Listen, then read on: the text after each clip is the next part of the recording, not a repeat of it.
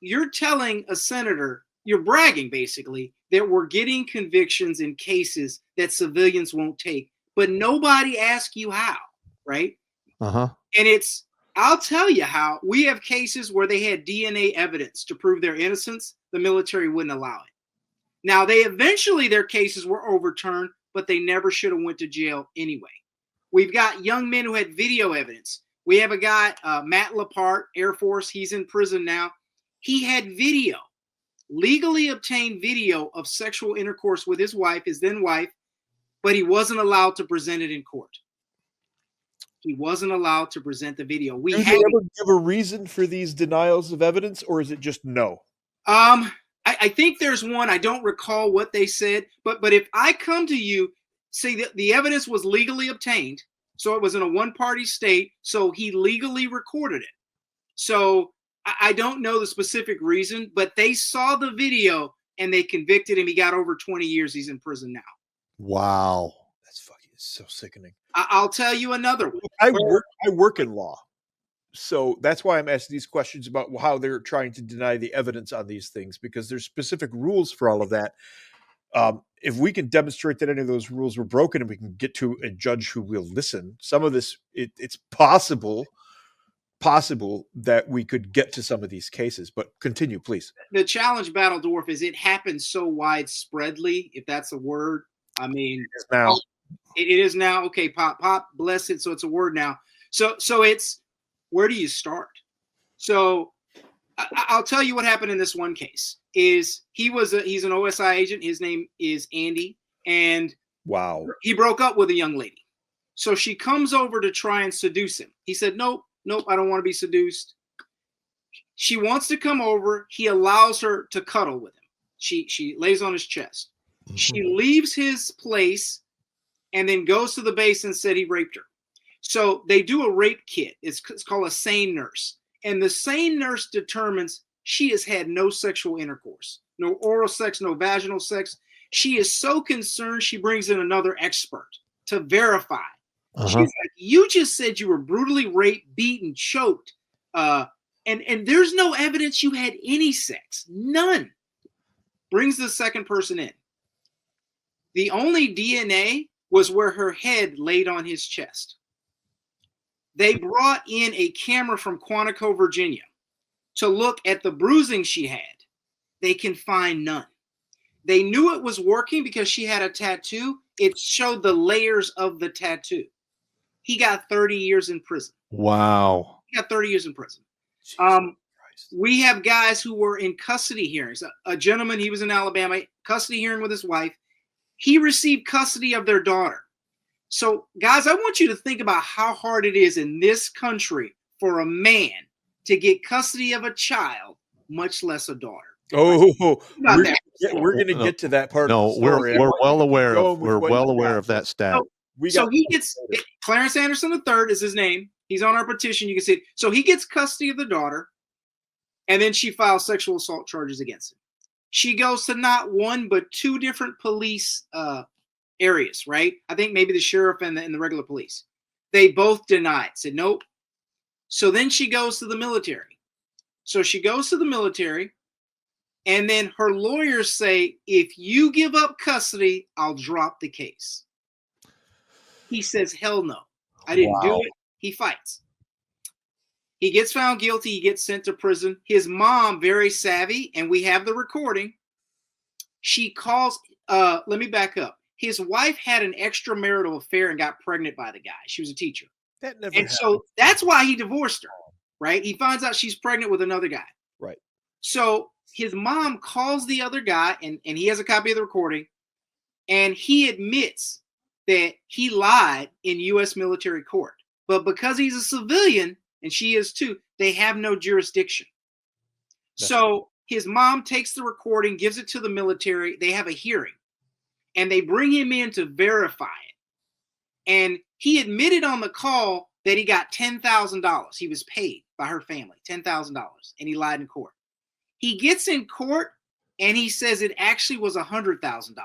He got paid. He's not prosecuted. Who has $100,000 or something? Apparently their family. And guess what?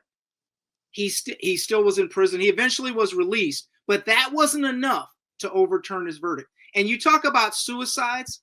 We have chaplains who've come to me to say when these men get falsely accused, they're killing themselves. Yes. So it's one part of the suicide problem. I know there's others, but these false allegations are another part.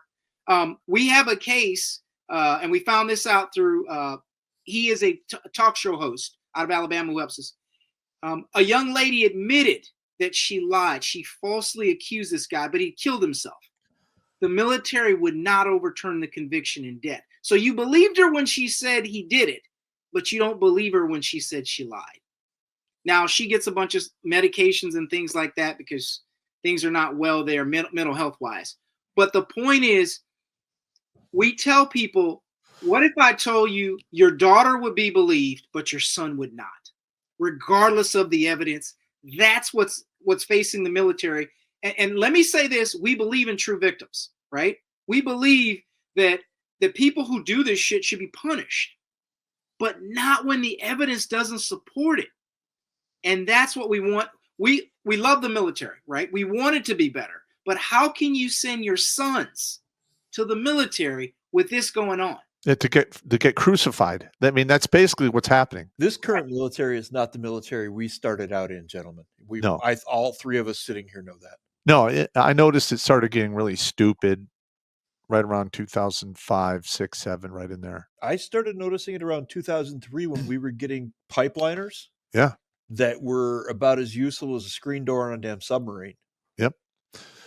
Well, like my situation, Mr. Owens, is I was working as a S2 for a 414 Civil Affairs Battalion. Mm-hmm. And I just got moved to another office because they gave my office to this female lieutenant. Now, I'd recruited into the unit about 30 or 40, old 11 Bravo guys. He's Navy. You have to explain. Yeah, they're infantry guys. Because I could train an infantry guy to fill out paperwork, but it's very hard to train a paperwork guy to do infantry shit. All right. So one of my guys played a joke on me. He drew a penis in my rip-away calendar, and I left it behind when I moved offices. Well, she was using the calendar, and one day she comes storming into my office. Who did this? Da da da. And she wanted me to give up names and stuff. I don't do witch hunts, and if somebody screwed up, I'll handle it in house so it doesn't get out of control. Yeah, just own it and deal with it. But the thing is I had a nanny cam in the office because I had a strict policy: no females in my office whatsoever. And I told her, I'm like, we can go talk in the office. She shuts the door behind her and says, you give me that name or this is going to go hard for you. And I'm like, I'm not doing it. Well, 2 weeks later, I get called into the battalion commander's office, and she was there, the battalion commander, this lieutenant, sergeant major, my first sergeant. And I'm getting teed up to get my career ended. All right. And I signed the counseling. I get a copy of it. I'm like, I'll be right back. I go to my office, I download the Nanny Cam footage. It took me about 10 minutes. I come back, I throw it in the laptop, and I play it. It's dated, everything. And none of the shit that she said happened in her sworn affidavit and on the counseling that I have now took place. And then everyone's like, oh, well, we could just sweep this under the rug. It's not a big deal. I'm going, no. I have the paperwork. This is going to the DOD IG. Everyone in this fucking room is going to get goddamn fucking nuked. You're already at misprision of felony. Yeah. False official statements. Yes. Color of law. Conduct unbecoming. I'm just going through the charges that I can think of off the top of my head. And was she punished? Was she punished? She got moved somewhere else. I think she got moved to Chicago in a rehabilitative transfer. Yeah, they just lateraled her. And well, she did not get picked up for promotion, and she was done. So speaking of that, let me tell you how bad it is now. So starting January 1, 2025, sexual harassment is called a covered offense. So the military has the Office of Special Trial Counsel. Think the top guns of their attorneys. Uh-huh. And so like I said, starting January 1, 2025, sexual harassment. So let's say you're telling a dirty joke in your office, right, to your friend, right? And you've got the door closed and someone overhears it, even though you didn't know they were there. That's sexual harassment. If you go to court-martial and get convicted, 2 years in prison and a dishonorable discharge. Yep. Are you That's what's happening now. fucking kidding me? So Pop was correct with the nanny cam, right? And let me tell you one of our stories with a nanny cam. This guy's an Air Force guy. He was stationed in Alaska. He was deployed to Afghanistan in the sandbox. He was worried that his wife was having an affair. So his CO lets him go back early. And sure enough, his wife's having an affair. They get in a big blowout argument. She leaves him with the kids. He's like, okay. The guy dumps her from her unit because she's military too. She comes back. Hey, let's get a new place and work it out. He's like, okay.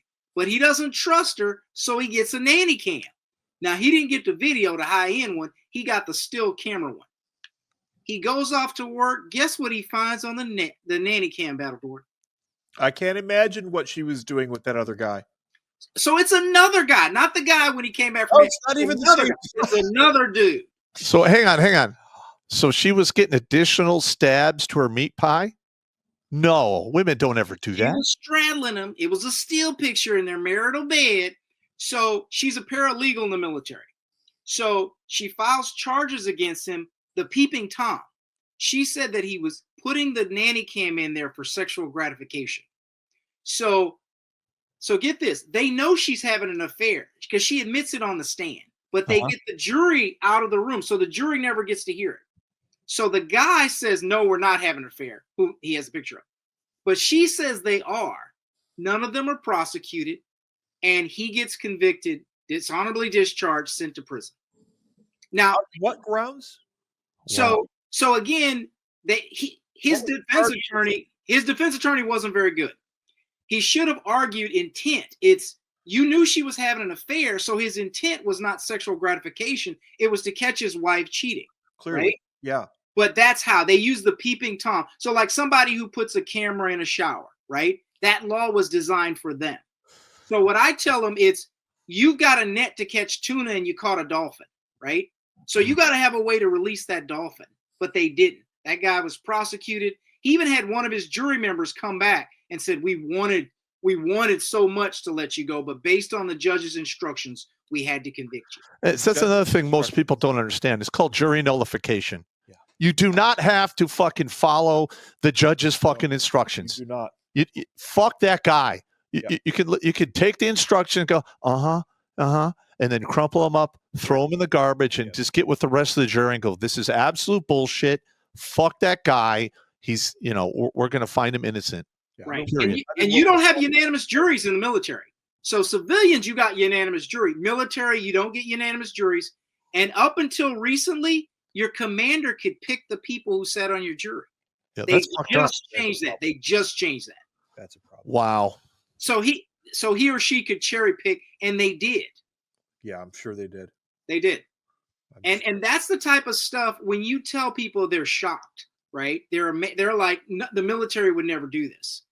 But they are, and they have. This is just absolutely mortifying stuff. Yeah. Oh my God. I'm so glad you came on the show, man. Wow. Yeah. And guys, we have CID agents retired who are helping us. We have NCIS agents retired who are helping us, who are like, yes, this happened. Watch Grunt Speak live every Tuesday and Thursday at 8 p.m. Eastern. And if you want to join Pop for Supporter Sundays, go to redonkulous.com/donate and make a monthly pledge. A link is in the meat caser box.